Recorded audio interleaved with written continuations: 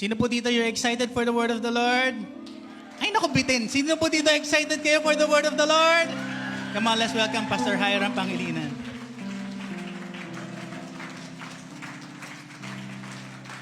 Amen. Morning.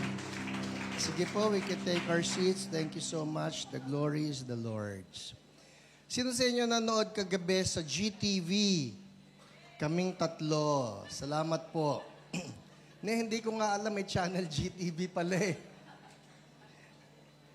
So, last night, hinanap ko yung GTV. Mag-iisip pa rin iba. Ano ba yung GTV yung sinasabi ko? Yesterday or last night, I had, well, it was shown, but I had the interview days before that. Ito pong, may program pala. Sorry na, on air pa naman to. Meron yung Good News with Vicky Morales. So, it's just nice that they did an interview with me for an episode about a person na debutante itong babae, well, supposed to be, na doon sa debut niya, she was going to dance with her brother, pero yung brother niya, doon sa dance na yon, started talking like the dad, the deceased dad. Namatay na yung tatay, pagkatapos nagkaroon na siya ng certain voice and certain words na only the dad knows. It's just between the dad and the daughter. So, iyak na sila. And it went viral daw na itong dance na ito between the brother and the sister, the younger sister. It's supposed to be very dramatic dahil nga suddenly the dad who passed away years before that ay nandoon and was dancing with her. So, tinanong nila ako tungkol doon. Siyempre, ang pwede mo lang naman sabihin what the Bible has to say. Hindi ka naman po pwede magsabi ng something that will somehow comfort them. Naka-comfort ba na nakisayaw sa kanya yung supposed spirit of her dad? Makaka-comfort ba yon? When what the Bible actually says is that there is such a demonic spirit called a familiar spirit, a demon that's pretending to be somebody else, taking the voice, taking the character or the characteristics of a deceased person. So yun yung sinabi ko doon. And I was actually hoping, sinabihan ko rin yung nag-interview sa akin, huwag niyong alisin yung sinabi ko na Jesus, wag niyong alisin yung sinabi ko na Bible, because I have experienced before that there would be a lengthy interview only for me to discover 3 seconds lang yung lumitaw sa sinabi ko, wala pang kinalaman. At it's just wonderful the way they edited the whole thing kasi lumitaw yung pangalan ni Jesus, lumitaw ang Bible, at lumitaw din doon na kinakailangan ang isang tao ay tumanggap kay Jesus as Lord and Savior. So for that, I'm really happy. Amen. Palakpakan natin si Lord. Thank you, Lord. Ang tunay niyan, I have something to confess to you. Probably about 4 or 5 years ago, sinabi ko na rin to kay Ate Lolet. Sabi ko, ayoko na ng mga ganyang interview na pang Halloween o pang... Kasi palagi yan. Pagsampa po ng Oktubre, I will be receiving invitations, be it from TV stations or be it from radio stations, if I can be a resource person. Sabi ko, bakit ganyan na lang palagi pagkakademonyuhan gusto ninyo, ako yung i-interviewin ninyo. Ito pa yung kagabi. Ulitin ko na lang, sino yung nakapanood kagabi? Alright. If you were not able to watch it, puntahan niyo yung Hiram Grospe Pangilinan Facebook account ko kasi kinuhanan ko naman the part that was the part that showed me in the interview.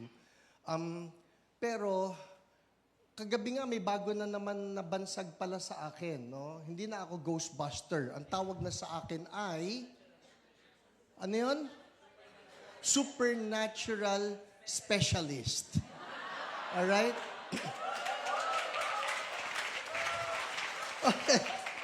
Natatawa lang ako, pero sa totoo lang ayoko. Ayoko na maging supernatural specialist.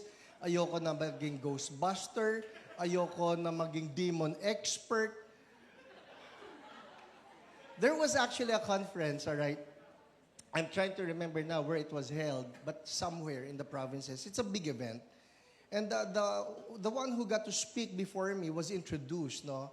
We have as our speaker, Pastor so-and-so, and he is going to be speaking on intimacy because he really loves Jesus. Sabi ko, ang ganda naman nun. He's going to speak on intimacy because he really loves Jesus. Tapos nung turn ko na, our speaker, he is going to speak on spiritual warfare and demons. Ano yung susunod nun? Because he loves demons? Di ba parang... Anyway. All right. Who's ready for the word? Haha. What I'm going to be sharing with you, it's more of a teaching, all right? It's not so much the preaching. What's the difference? Well, preaching, we address our lives, our personal lives. We address lifestyle. We address character. We address the holiness of God, how it should be applied in our daily lives. It's going to be teaching, so bear with me. But I want for all of us to learn this dahil I have observed many believers are actually at a loss in some parts of how we view death. So we will be talking about death, what happens after death. All right, let's pray. Lord, we thank you you're here.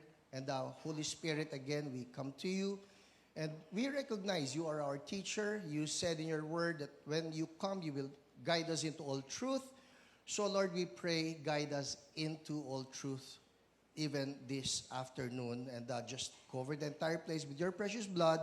I pray for every heart and mind to just be fertile soil. Let your word be planted and let it mature. In Jesus' name, everybody say, Amen, Amen. So, today is November 2. Nung bata ako, I had this question.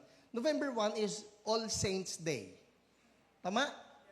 And November 2 is? And what's the difference? Okay, ganito na lang. Sa ating mga Pilipino, ang tawag natin sa November 1, ito ay araw ng patay. Tama? And November 2, araw ng, ano yung kaluluwa? Patay. So parang araw ng patay. So what's the difference? All right, so I did the research. I asked Google. Siyempre. So, what's the difference between All Saints Day and All Souls Day? Ito yan, sabi. All Saints Day honors all recognized saints in heaven. So, yung recognized, basically this is Catholic teaching. Those that they recognize to have become saints, meaning that they have been canonized as saints. Of course, when we apply this to biblical Christianity, the saints would be both the dead and the living ones who are believers in Jesus. Tama? Sabay mo yung katabi mo, ikaw santo ka. Hindi ka lang mukhang, okay na.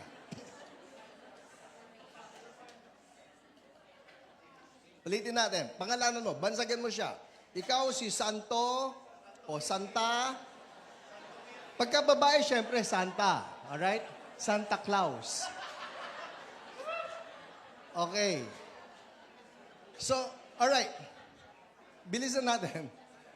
The Bible addresses all believers, both dead and living, as saints. Which is why you will see in the epistles that the Apostle Paul wrote, be it to the Ephesian church, the Philippian church, the Roman church, the Colossian church, yung mga sinulatan niya to all the saints in Ephesus, to all the saints in Philippi. He's not writing to dead people, he's writing to living believers. So, All Saints Day, yun daw yun. Well, Catholic teaching ito. That All Saints Day is to honor those who have gone ahead and who have been recognized as saints. How about All Souls Day? Ito raw yan. All Souls Day is a day of prayer for the souls of all the faithful departed, particularly those in purgatory. Ayun. So ito pong All Souls Day, ito yung hindi pa nakarating sa langit. Nasaan sila? Pinupurga pa. And yun.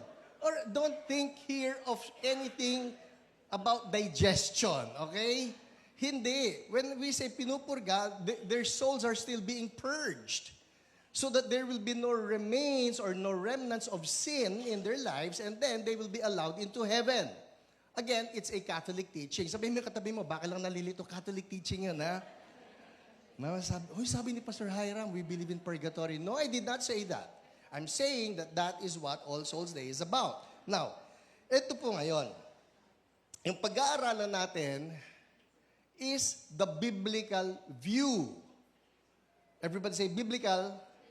Importante ito. Malaman natin what really happens after we die. Alright? So, let's begin. Fasten your seatbelts. Ito po ay 7 lessons. Mabilis na mabilis, walang manggugulo. Let's start with the Old Testament. The Old Testament view of death.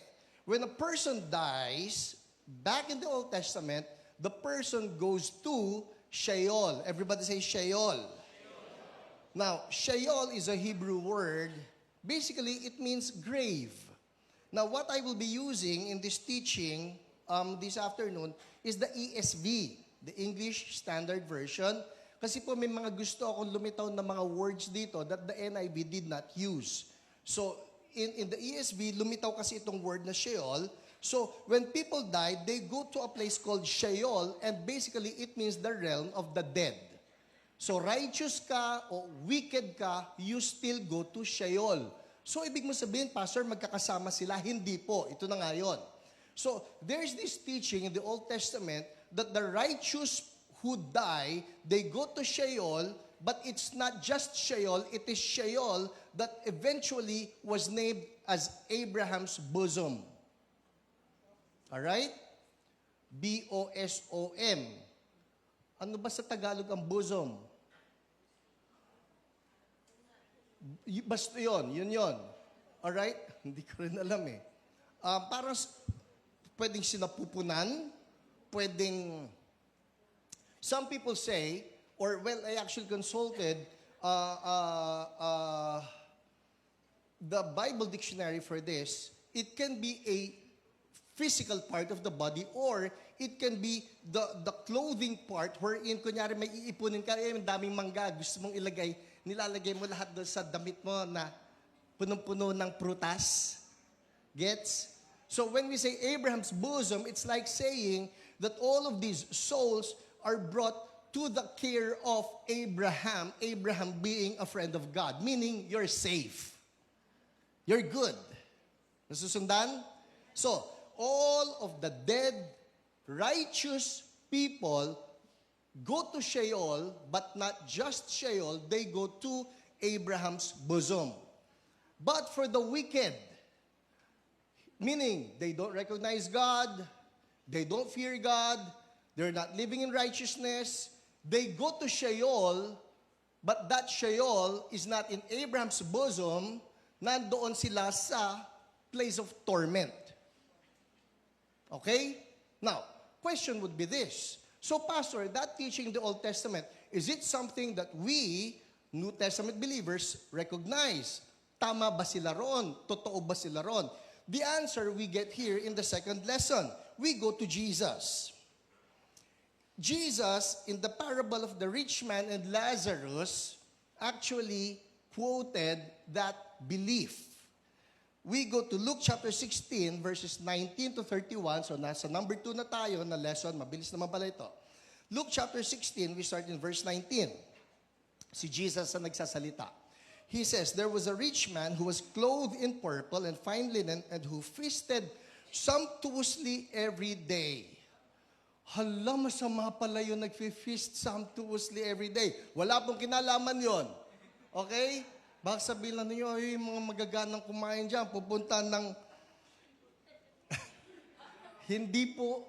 Masama yon. Hindi yun ang problema rito. And at his gate was laid a poor man named Lazarus, covered with sores, who desired to be fed with what fell from the rich man's table. Moreover, even the dogs came and licked his sores. So who wants to go to the good part, the Abraham's bosom? Kunyari lang, Old Testament believer kayo. Kunyari, Old Testament believer. Who wants to go there? O who wants to go to the rich man's place? Ayaw natin yon. Who wants to go to the place where Lazarus went to? Doon sa Abraham's bosom. Again, kunyari, nasa Old Testament kayo. Yung iba, saan pupunta? Purgatorio? So I assume lahat tayo, gusto natin, kung Old Testament, nasa rich man tayo. Tama? Mali. Nasa Lazarus tayo. Tama? Good. Itong problema, para mapunta ka doon sa place ni Lazarus, dapat meron daw dog na nandidila sa iyong mga sugat. Alright, so don't take that literally that should be the condition. Under tayo, verse 22.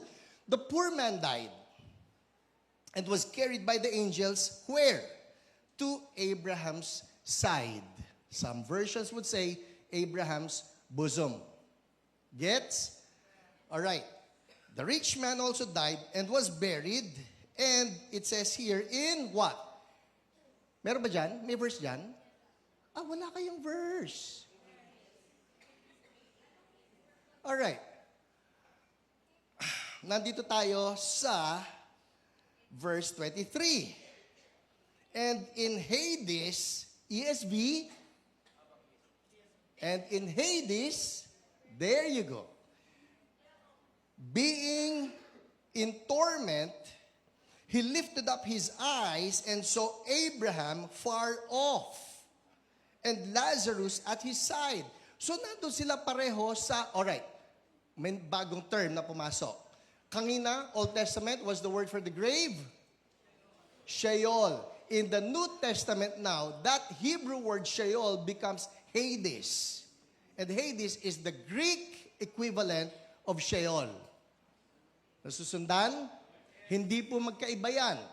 So basically, Jesus here was affirming the teaching of the Old Testament na yes, there is a place called Sheol, which now in Greek is translated as Hades, and this place of the dead is divided into two. Ano yung dalawa na yan? You have Abraham's bosom, where there's no torment, and then there's just Hades or Sheol, where there is torment. Nasusundan. So, ang sabi ngayon dito nung rich man, nakita niya si Lazarus. So, Abraham far off and Lazarus at his side, verse 24. And he called out, Father Abraham, have mercy on me, and send Lazarus to dip the end of his finger in water, cool my tongue, for I'm in anguish in this flame. So that's where we get the idea that Hades, or what we would call hell, is a place where there's torment and there would be flames. Nasusunog sa impyerno. Nakukuha natin? Alright.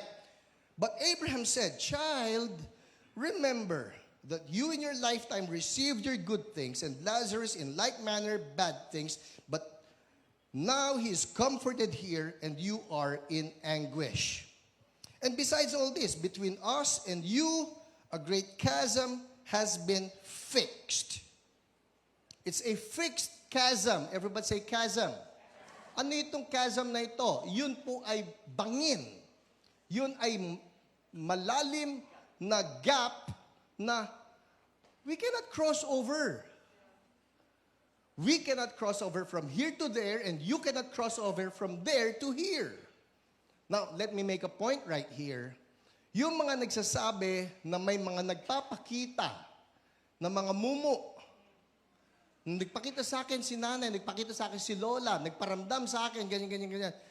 Eh kung dito pa nga lang sa place called Sheol in the Old Testament, or Hades in the New Testament, if even within that place they could not cross over from one place to the other, how much more from the place of the dead to the place of the living? Nasusundan natin? In short, imposible talaga yon na meron pang aali-aligid na mga kaluluwa na nakatakas doon sa impyerno pagkatapos nagpakita dito sa place of the living, sino pala yon? Again, simply, those are demons. Yung bait-bait niya eh. Ang ganda ng boses niya.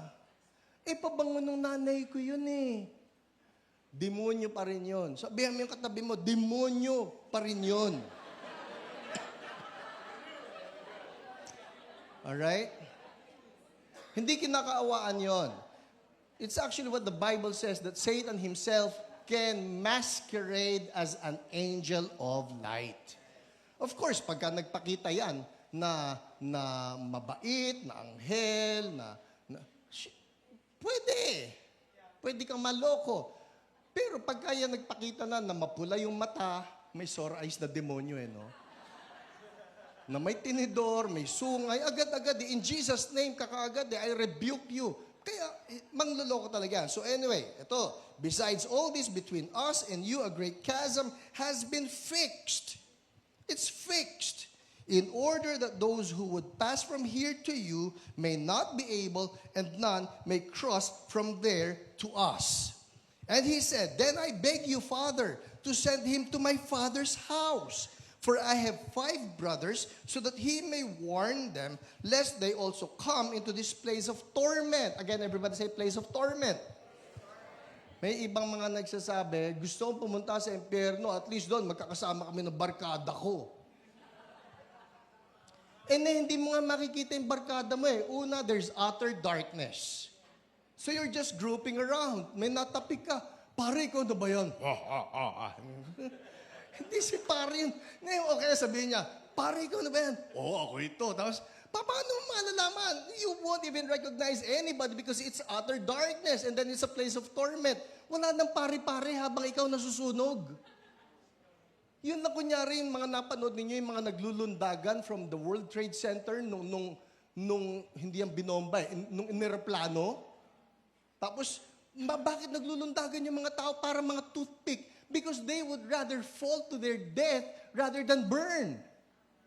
Sa sobrang sakit, sa sobrang init. Pagkatapos, iisipin mo, at least party-party kami sa langit. Party-party kami sa impyerno, sama-sama kang barkada. Hindi kayo party-party.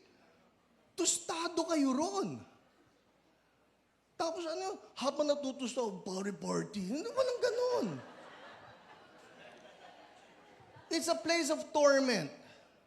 Actually, we seldom hear preachings about hell anymore. We try to be politically correct. Pagka nagsabi ka anything about hell, anything about sin, when you tell people, stop sinning, you're being judgmental. Jesus is not like that. Ang dami ngayong ganyan. Pagka nagsalita ka na sa mga tao, you need to repent from your sins. You're being judgmental. No, I am warning you because there is a real place called Hades. Or Sheol. Never heard. Hell. Yung pala yun. Actually, yun po ang naging problema natin because we have made things so simple in the sense na, all right, there's heaven and there's hell. But it's not as simple as just having a heaven and a hell. The question would be, so what's the word used for it? Because then you have Sheol in the Old Testament, you have Hades in the New Testament, and then the problem arises when you see that even Sheol has its own compartments. You have Abraham's bosom, which is good, and then you have the place of torment. Alright, so, tanong, kinonfirm ba ni Jesus na tama yung Old Testament theology that there is a Sheol, aka Hades, aka alright, but there is a safe place right there. What's the safe place? Abraham's bosom, where all of the Old Testament believers went to. Masusundan. Alright. Andar tayo ngayon. Si Jesus, He lived a perfect life. He died on the cross. And then was buried. And He was gone for 3 days, like nobody saw Him. What happened doon sa 3 days na yon? The reckoning is that Jesus died on a Friday and then He rose up on the Sunday. Some people would argue, dali, paano naging 3 days yan? Well, by Hebrew reckoning, a portion of a day is a day. All right?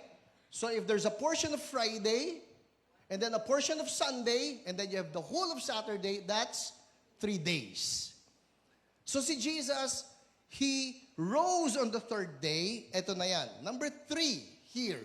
We're talking about what happens after death. So meron tayong Sheol in the New Testament. Jesus confirmed, yes, it's true. There's Abraham's bosom, and then there is the place of torment. But Jesus, when He died, He descended into Sheol or what? Hades. Masanay na tayo rito sa mga salitang ito, alright? So namatay si Jesus.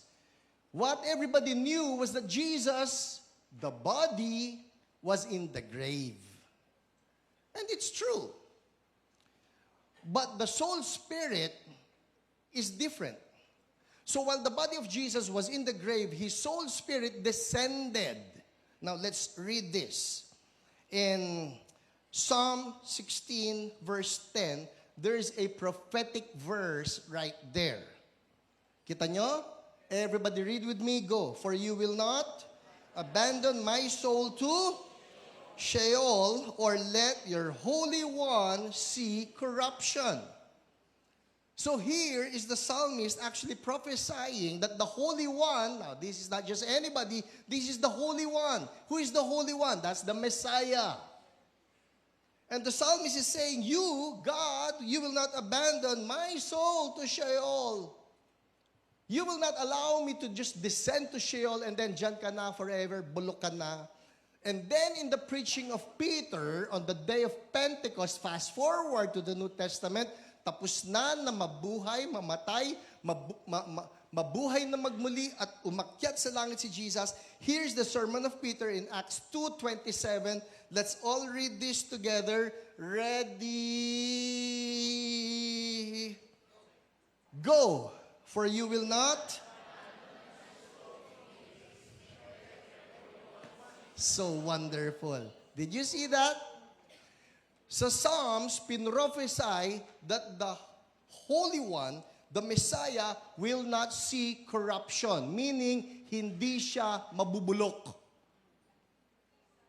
Because everybody in the Old Testament understood, when you die, you're brought to the grave, and there you will be corrupted. Meaning, hindi ito yung corruption ng magkakaroon ng billion-billion, okay? When it speaks of corruption, it means your body will decay. Ang sinasabi rito, ni Acts, ni Peter sa sermon niya, this is fulfilled in the life of Jesus in the sense that He was not abandoned in Hades. Nakita na niyo yung transition. It's not Sheol anymore. It's now Hades. Because it's Greek. Yun lang naman po yun. But we're talking here of the same place. Or let your Holy One see corruption or see decay. Hindi siya nabulok. Bakit? The body was in the grave, but the soul spirit of Jesus descended into hell. Descended into Hades. Descended into Sheol. And then it says here, Ephesians 4:9. Says here, He ascended. What does it mean? But that He also descended into the lower regions. Ano yung lower regions? Hades or Sheol. Which is why some people actually think or believe that hell could be somewhere underneath. Now, I'm not going to be dogmatic about that. Although nag-aral tayo sa earth science that the earth has the crust, the mantle, and the core, and that the core is the hottest part of the planet. Pwede. Yun nga lang, ilaglag ka sa bulkan, takot ka na eh. Yun nga lang, madikit ka sa lava, takot ka na eh. And the core would be the hottest part. So yun ang impyerno. Wala akong sinabi. Sabi ko lang, pwede. Now, let's move on. Ano nangyari? Bakit bumaba si Jesus? dito sa lower regions. Bakit? 1 Peter chapter 3 verses 19 to 20. Let's look at this. What did he do?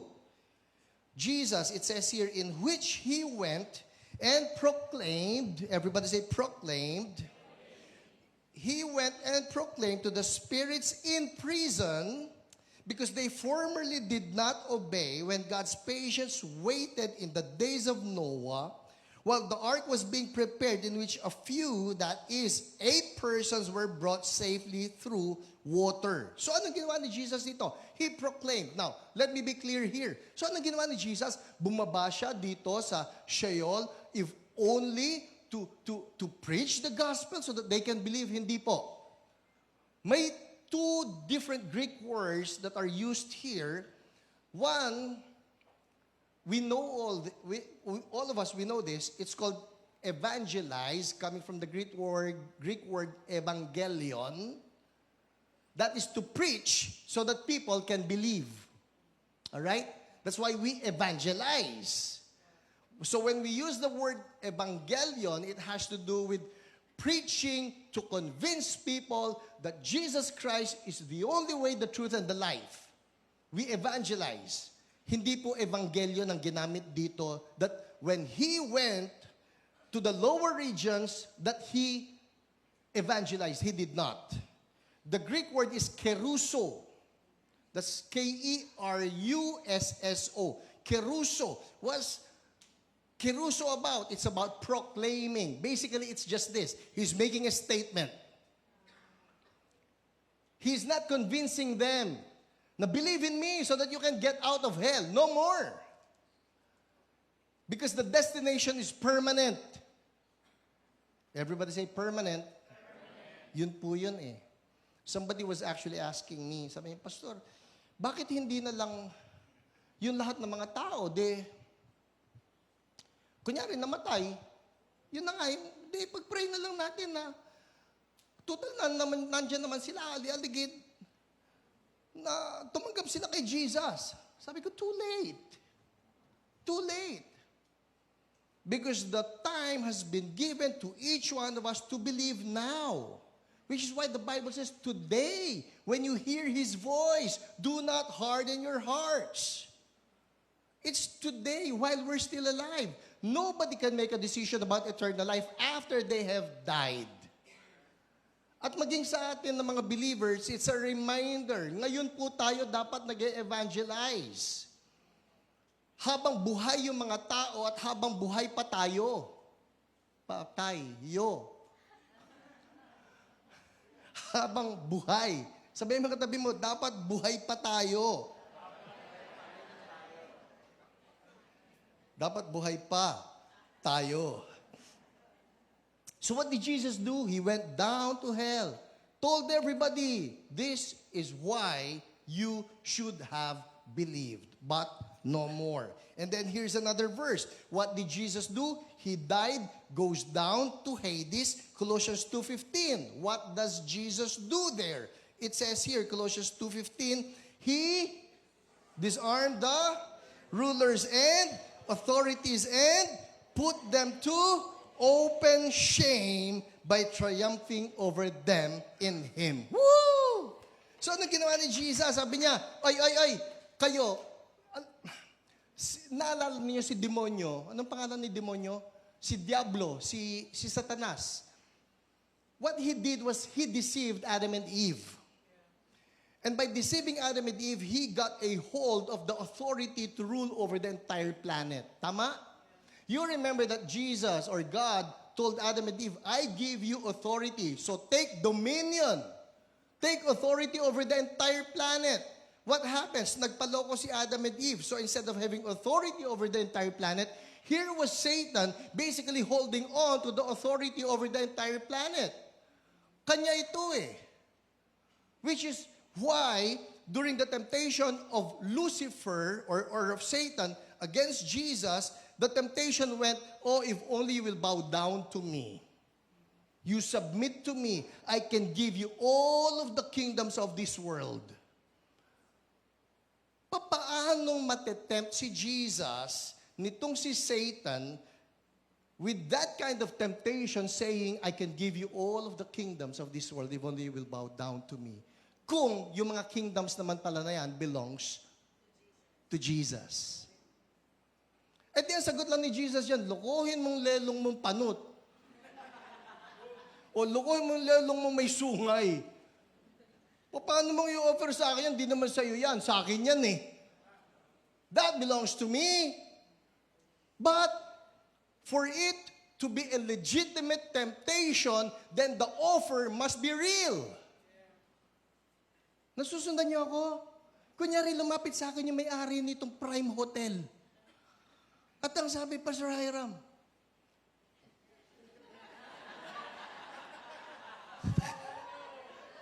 sabi, alam mo, napakabait mo. Gustong-gusto ka namin.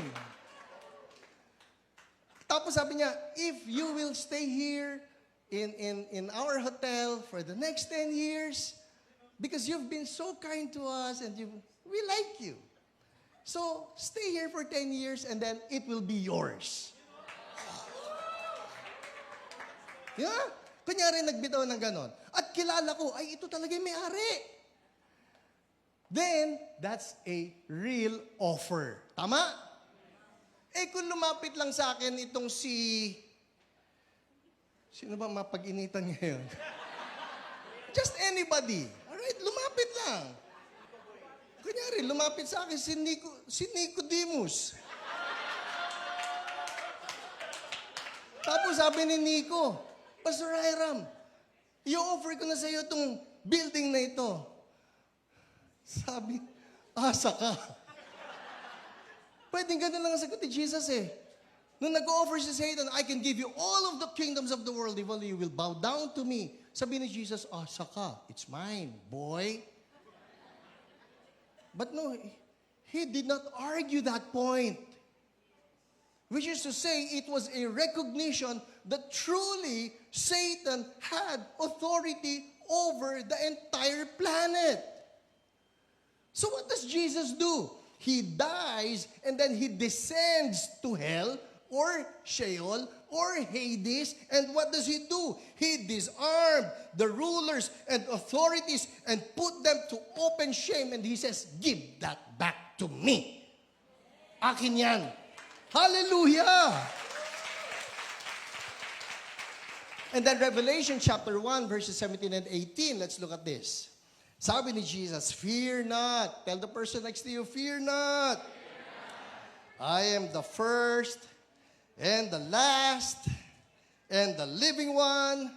I died, and behold, I am alive forevermore, and I have the keys of death and Hades. What is Jesus saying? Hoy, Satanas, tagal mo ng panakot ng death, ha? Tagal mo ng panakot niyan. But now I'm taking charge. Which is why now everybody who believes in me, I can assure them that when they die, they will not really die. They will just cross over from death to life. Kaya ang sarap maging born again. Ang sarap ng may Jesus. Na alam mo, Lord, whatever happens to me, if I die, then I go to His presence. He has authority. So when Jesus says in Matthew 28, in verse 18, that all authority has been given to me, it's true. He has authority. Yes, death could mean that there's pain in our hearts having seen a loved one depart, but it's nothing permanent. Jesus has authority over death and Hades. Amen. All right, andar tayo. Number 4. So ano nangyari? Okay. Ang nangyari po, Jesus, He takes authority even over death. Number 4. After taking back the authority, says here, the resurrection. Everybody say, resurrection. Ito po yan eh. When Jesus resurrected, He actually did something else that many people, even believers, are not so aware of. And what is that? when Jesus resurrected, He actually demonstrated to everybody, I have power over death.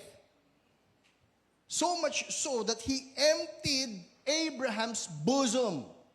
So ito na, balikan natin ha. Lahat ng Old Testament believers, when they died, they went to Sheol, aka Hades, aka good part of hell. Grabe!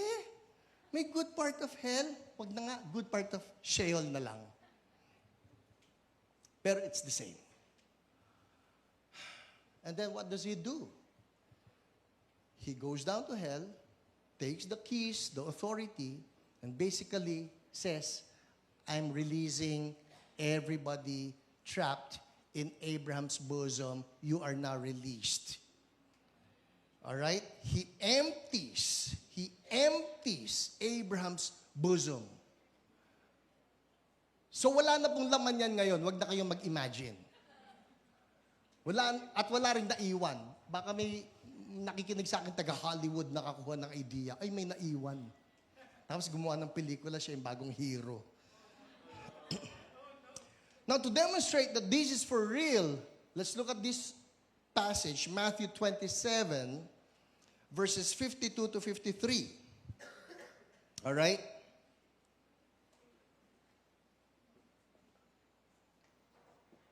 Everybody read with me. Go. The tombs also were opened, and what? Many bodies of the saints. Who are the saints? The believers. Dito, in this particular context, the believers in the Old Testament. Many bodies of the saints who had fallen asleep were raised. Next verse, and what? Coming out of the tombs, after His resurrection, they went into the holy city and appeared to many. Nabasa niyo na yan? Nasa Bible, no? So, nung si Jesus pala, when He got out of that grave, He was not the only one who got out of the grave. There were others. Now, it does not say that all of them. It just says here that many, everybody say many. All right, many bodies of the saints who had fallen asleep, meaning they have died, many of these bodies were raised. So not everybody. Ano nangyari to? The way I see it, it was like just a sampling. Sabi ni Jesus, ito yung ginawa ko. And to prove to you that I have authority over death, and that these people who believe in me, that they can be resurrected, I'm giving you a sampling. So nagmarcha itong mga dating patay na ito. Now, don't imagine any zombie movie here. Diba?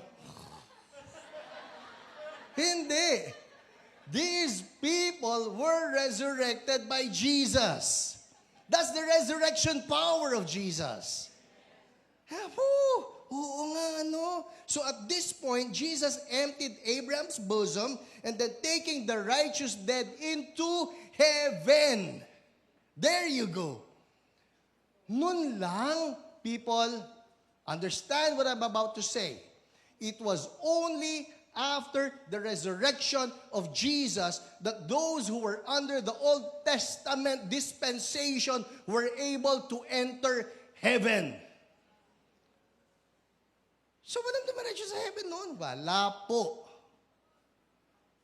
Maski na sila Moses and Elijah, when they appeared with Jesus in the Mount of Transfiguration, where did they come from? They didn't come from heaven. They came from Abraham's bosom. Bakit? Ba't walang dumidiretso sa langit? It's because of this.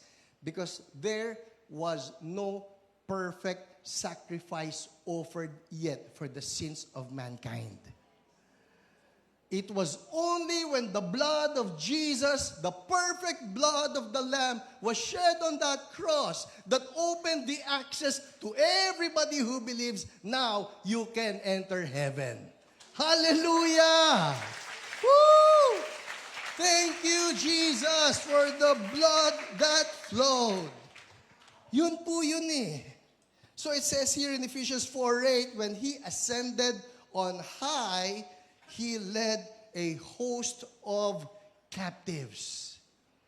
Anong captives na ito? Hindi po ito in bondage to sin. These were the captives, meaning to say that they were bound right there. Hanggang dyan ka lang sa Abraham's bosom. Hindi ka makakalagpas dyan because nobody can get to heaven. Now Jesus says, not anymore. I have offered the perfect sacrifice. Now everybody who believes in me, they can go straight to heaven. Amen. Sinong masaya na kay Jesus kayo? This leads us to number 5. From resurrection, from the time of resurrection of Jesus until now, everybody who dies, we go to His immediate presence. Diretso na. Diretso na. So dito, wala na pong usapan ng, kunyari may naghihingalo. O, pare, paano na? O, gawin natin mas Kristiyano. Bro, paano na? Sister, paano na? Pupunta ka na sa Abraham's bosom. Hindi. Immediately into the presence of God. Says here in 2 Corinthians 5:8, to be away from the body is to be at home with the Lord. So now you're a New Testament believer, you believe in Jesus, you die, you're away from the body, meaning to say, again, everybody say this, spirit, soul, body. Alright? Ang bawat isang tao, we are spirit, soul, body. Ang nakikita nyo ngayon ay ang aking body. But inside of this body would be my spirit, soul. Palagi ko pinagsasabi, spirit, soul. The way it works, the spirit, soul, they are distinct from each other but they're inseparable. Okay? Magkaiba sila, pero hindi mo pwede paghiwalayin. Now, here, a person dies, a believer dies, the body remains. Nandyan pa rin siya, but the spirit soul proceeds immediately into the presence of God, which is why, you remember, there was this guy who was crucified beside Jesus. Ang sabi nila, ang pangalan daw niya, Dimas. Sabi nila, sino nakausap ko? Well, of course, tradition has it, it's Dimas and then Hestas. Naalala nyo? Dati may kapitbahay kami pagka nagalit sa mga apo niya. Nako, ikaw talaga, Judas, Barabas, Hestas. So, hindi ko kilala yan. Pero anyway, so itong matino, sabi nila siya si Dimas. Huwag na kayong manggaya ng pangalan ha, baka naman may mga anak dito, mapangalanan nga yung, ay kambal! Yung isa si Dimas, yung isa si Hestas. Tingnan natin. Huwag na. So anyway, you remember, itong matino, na nagsabi, don't you even fear God? Tayo mga masasama tayo and we deserve to be crucified here. But this man, he's done nothing wrong. And then he turns to Jesus and then he says, Jesus, when you go to your kingdom, remember me.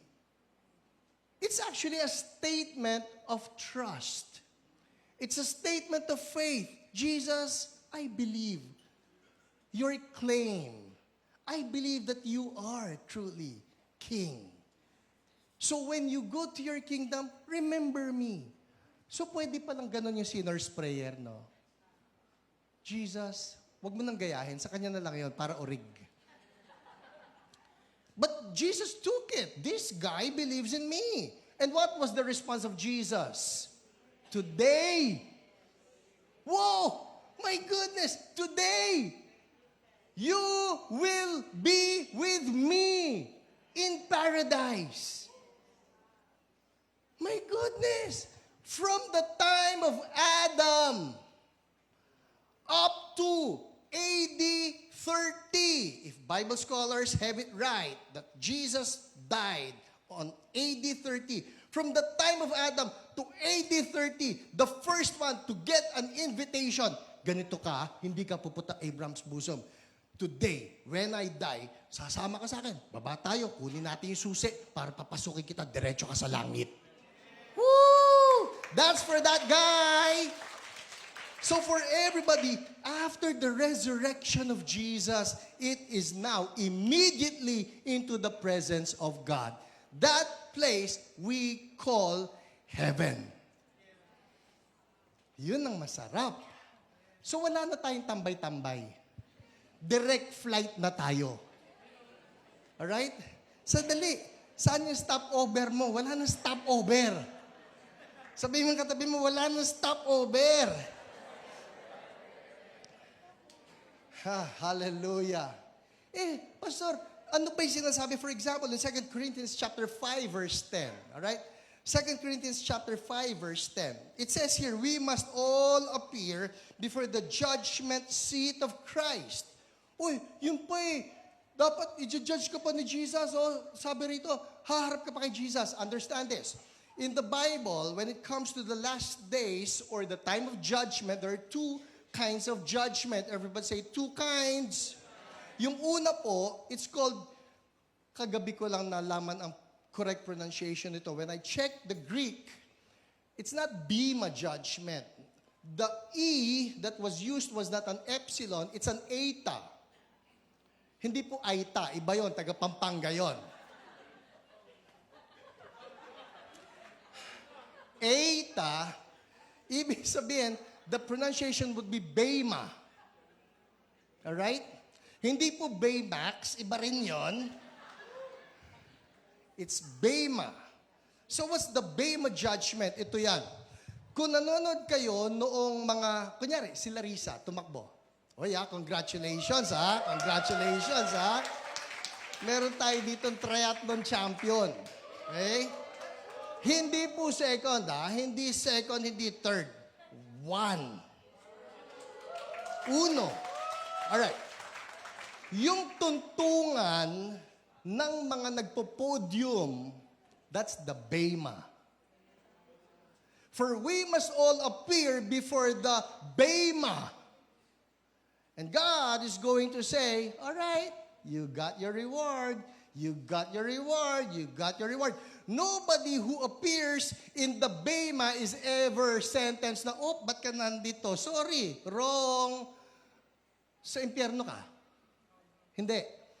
Once you believe in Jesus, you go immediately into His presence, and the judgment that the Bible speaks of does not have anything to do with your eternal destination. It has something to do with what will be your rewards. Okay? Nasusundan? Okay. So, after we die, now, because Jesus has resurrected, saan tayo pupunta pag namatay tayo? Heaven. Everybody say, heaven. Wag yung, heaven. Iba yun. Heaven. Heaven. Hallelujah. All right, andar tayo. Let's move on. Who's learning something here? People, I love teaching. Just so, you know, teaching is my passion. Number 6. So, what about after we die? And what about the wicked ones? Let's talk about the final judgment. Final judgment. So ngayon, if a person does not believe in Jesus, ito po yan eh. The sad truth is, we all know John 3:16. Paki-recite nga po John 3:16.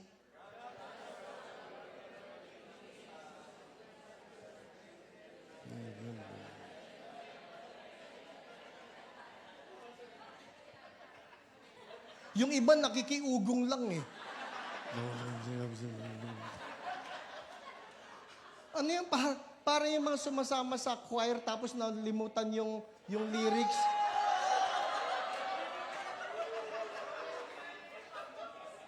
Lumang style na yan. Watermelon, watermelon. Alright. So we all know that verse. Whoever believes in Him shall not perish, but will have eternal life. And we love that verse. And the people of the world, they love that verse. They love the idea that if they just believe in Jesus, then they will not perish, but will have eternal life. But many people of the world will not want to hear John 3:18. Can we show them John 3:18? Ang sabi po rito, whoever believes in Him is not condemned. I love that part. Sabi mo yung katabi mo, you're not condemned. But the next part here, but whoever does not believe in Him stands condemned already. Stands condemned already because he has not believed in the Son of God. So there is still this part of condemnation. Sabi nila, pagka nagsalita ka na may, alam mo, if you will not repent of your sins, if you will not give up that sinful way, if you're not going to change your ways, if you're not going to believe in Jesus, trust Him as your Lord and Savior, then you're going to hell. Oh, you're being judgmental. That's not the Jesus. That's not the God that we know. Ito yung palagi kong mga napapanood ngayon. Actually po, naawa ako sa marami na mga street preachers that I get to view. Hats off. Saludo ako sa mga taong yan. May paborito ako ang pangalan si Nicholas Bowling. Oh, I love that guy. I love how he will just preach to people. People will hate on him. People will sometimes harass him, even attack him. He just keeps on preaching. Yung tono niya hindi nagbabago. Nariyan na may nambatok sa kanya, nariyan may nanulak sa kanya. Yung tono niya hindi nagbabago. Sabi ko, whoa. Cool. And of course, we all know Charlie Kirk. I do not understand the hate over that guy. I do not.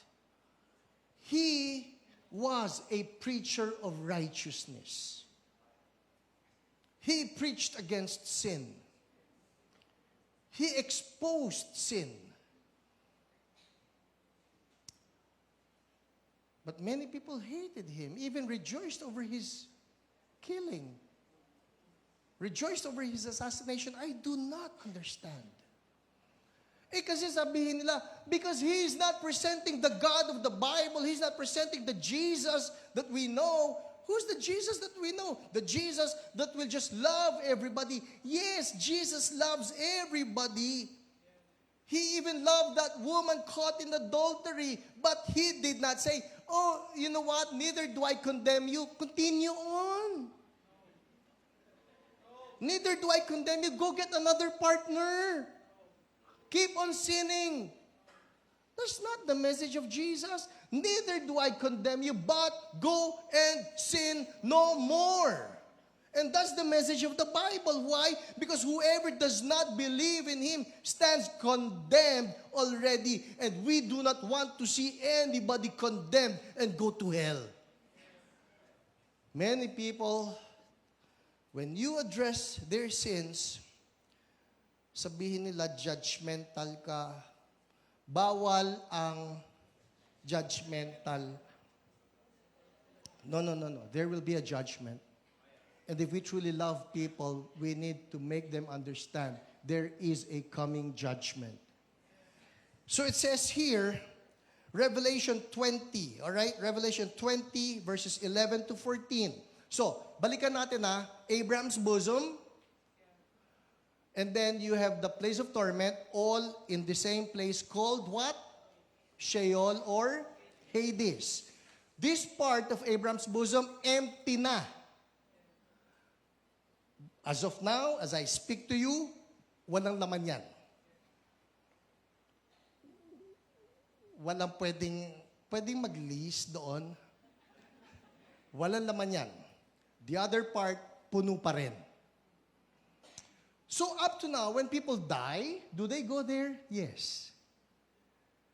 Those who do not have Jesus still go there. Doon pa rin sila.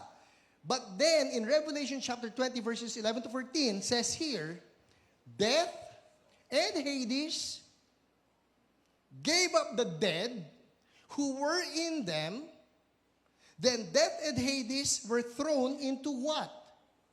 The lake of fire. Sandali, iba pa yun. Iba pa yun. Ang mangyayari po nito, Hades, or what we call hell, will still be placed into the lake of fire. Nasusundan? And that's the second death. Sinong kasama niya ron? Revelation chapter 20, verse 10. Let's look at this. Revelation 20, verse 10 says here, and the devil who had deceived them was thrown into the lake of fire. Sino nandun? The devil. Thrown into the lake of fire and sulfur, where the beast and the false prophet were, and they will be tormented day and night forever and ever. Don't even think na pagdating ng mga tao dito sa lake of fire, that Satan is boss. I don't know, we have this wrong idea. Ang boss sa impyerno, si Satan. Ang boss sa langit, si Lord. Hindi po boss si Satan doon. Siya, boss sa boss. Siya yung, he will be the most tormented in hell. It's not like, itong aking mga. Meron ng ego rito. Kampon. Alright? Hindi. Tormented siya ron. Along with everybody else who believed in his lies. Are you getting this? Okay, and finally, number 7. Thank you, Lord, natapos ko. Alright. So, balikan natin.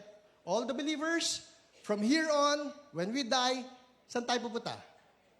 Immediately into His presence, which we call heaven. Ang totoo niyan, ganito po yan.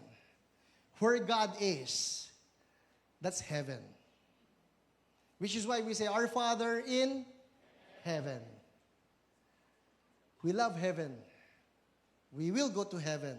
When we die, ang tatay ko nandun, ang nanay ko nandun, marami tayong loved ones na nandun, all the believers nandun pagka namatay sila.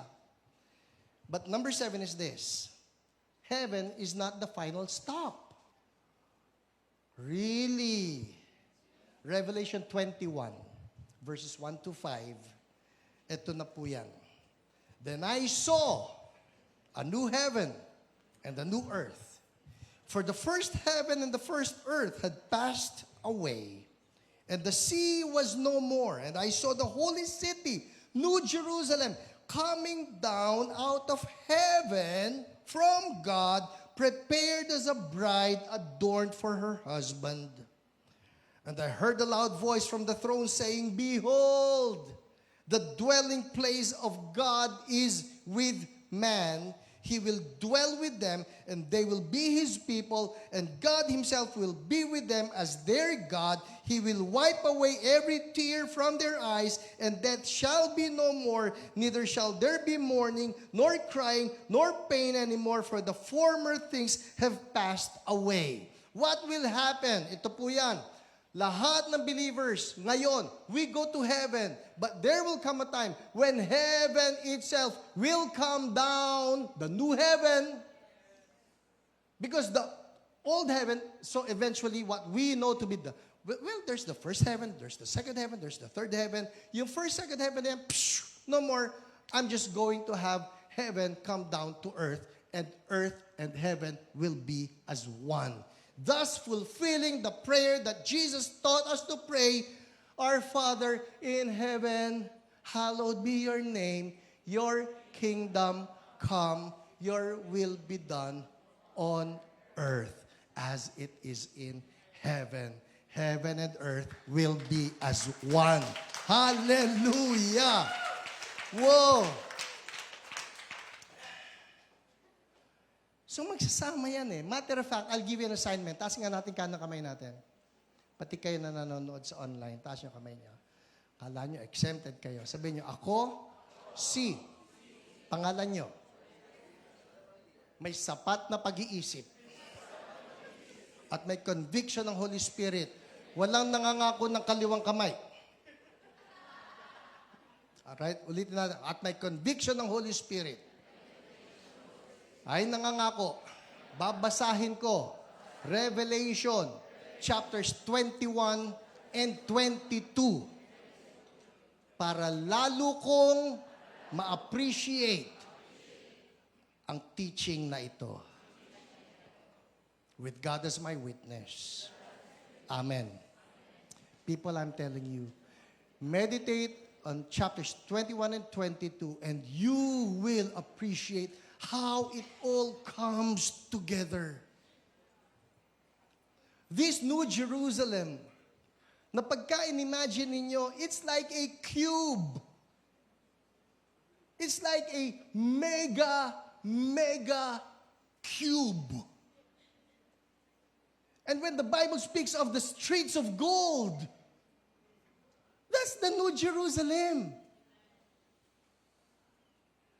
When the Bible speaks of this river that's flowing right at the center, sabi ko, wow, ako hindi ko ma-imagine how beautiful this must be. Kahapon kausap ko yung isang pastor natin sa Agusan. Kasi alam ba ninyo sa Agusan maraming ginto? Yeah. May mga nadadaanan kaming river dyan. Kaya po siya tinawag na Agusan kasi umaagos. It's true. Kaya siya Agusan. At marami doon, ang uso doon yung gold panning. Kasi sa mga river, huhukay sila sa lupa tapos gaganyanin nila. Tapos, gold. So, anyway.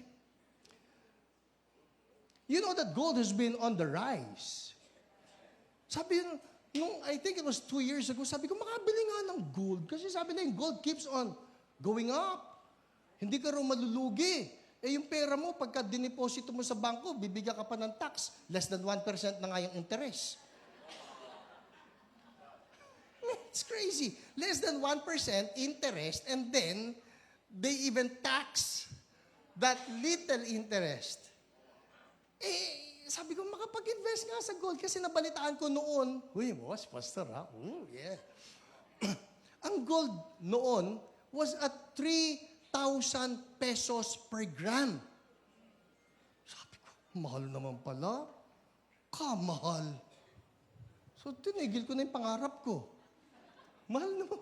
Sabi ko, ano yung 1 gram? Kumakain ako yung mga, alam niyo yung bangus na chichirya. Makita mo, 10 grams. Ang ganda nito, tapos ganun kamahal. In short, sabi ko, mahal. Kahapon ko usap kay pastor natin sa Agusan. Sabi ko, hoy, kumusta na dyan? Kumusta yung gold? Pastor, nasa 9,000 per gram.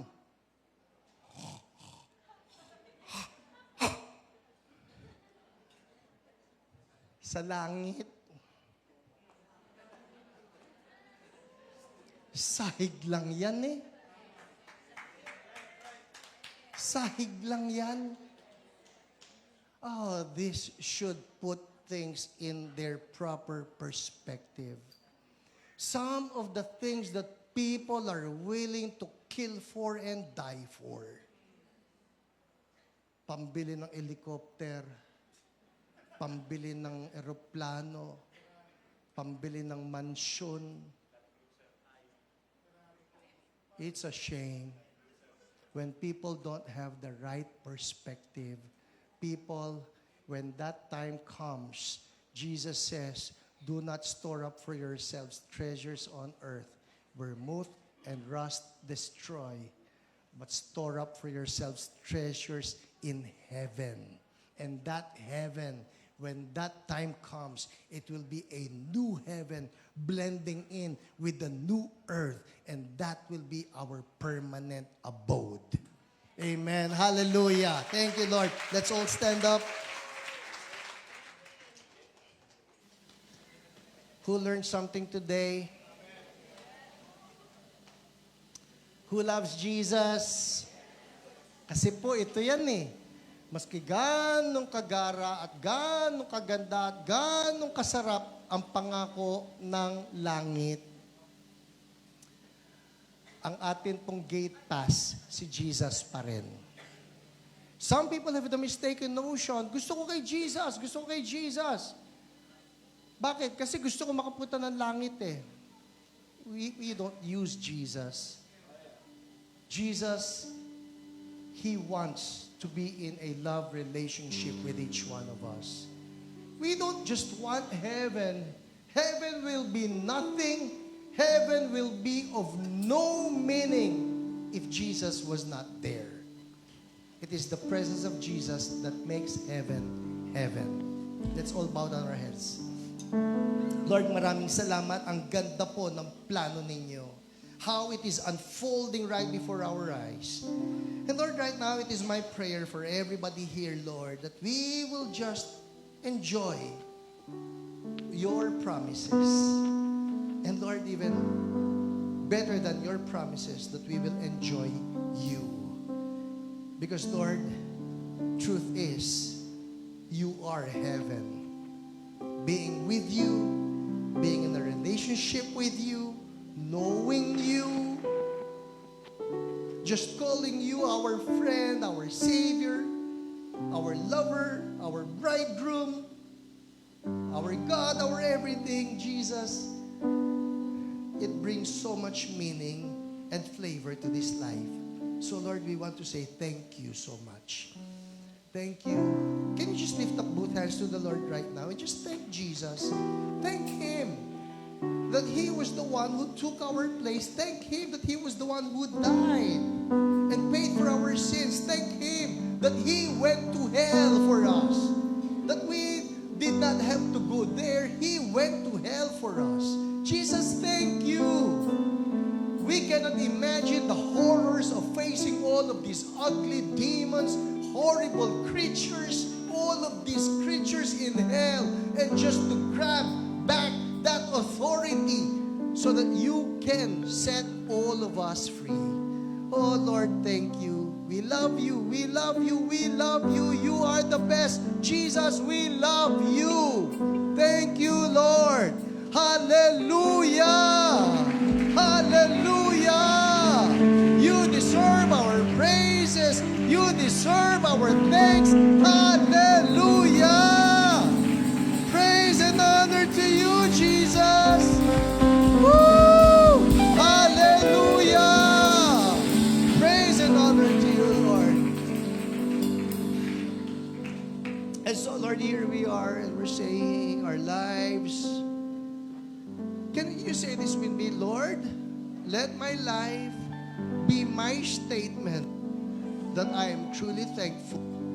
I'm truly grateful for the